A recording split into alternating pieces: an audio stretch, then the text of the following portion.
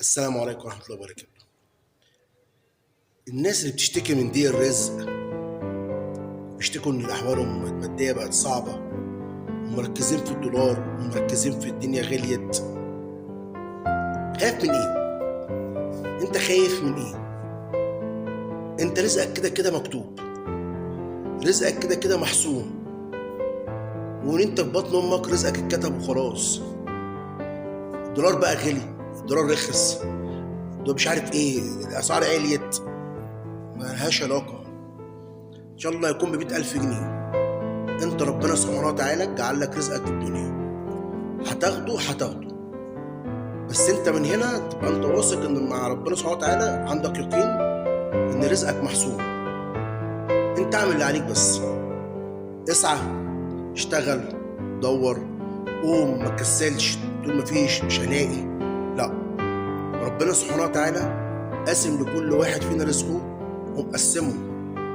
هو ربنا ما بيتعاملش معانا بالدولار ولا بالجنيه ولا بالريال ولا بالدينار، لا، هو خلقنا بعملنا، وخلقنا بفلوسنا، وخلقنا برزقنا، وخلقنا بكل حاجه. انت بس فكر في ربنا، راعي ربنا، صلي، اذكر الله، بس اعمل كده اللي عليك جنب شغلك. وفي نفحات ربنا بعتها لنا عشان يفك الضيق علينا يعني. نصلي على النبي كتير عليه الصلاه والسلام، نستغفر ربنا كتير، لا حول ولا قوه الا بالله كتير جنب شغلك. ما تخافش من الرزق، الرزق جاي، وكل ما بتشتد عليك كل ما فرق بيبقى كبير قوي عليك. ثق فيا انا، ثق في الكلام اللي بقوله لك. انا مريت بالحاجات دي كتير وشفت الكلام ده كتير. كل ما بتضيق قوي كل ما ربنا بيفرجها قوي، وواحده واحده.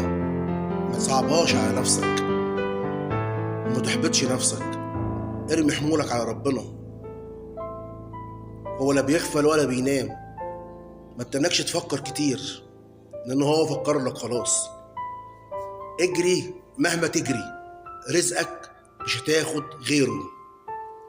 اسعى مهما تسعى، مش هتاخد غير اللي ربنا كسبهولك. ما تتنفسنش، ما تحاربش، ما تحطش نفسك في دوامه في الاخر رزقك محسوم فيها.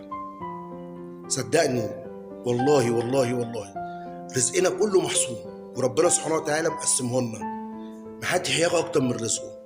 اعمل اللي عليك، صلي، اعرف ربنا، خلي عندك يقين بالله ان ربنا سبحانه وتعالى هيكرمك، هيرزقك من اجلك، من اجل عيالك، من اجلك. هي تبقى اسباب يعني، فاهم؟ ما تخافش طول ما معانا ربنا، اوعى تخاف وما تفكرش في حاجه تاني. ربنا سبحانه وتعالى هيرزقك، لان هو كده كده اصلا رزقك اتحسن، كده كده رزقك نزل. يعني انت ما تحاولش، ما تشغلش دماغك ايه اللي غالي وايه اللي رخص وايه اللي راح وايه اللي جه، لان انت كده كده ربنا سبحانه وتعالى كاتب لك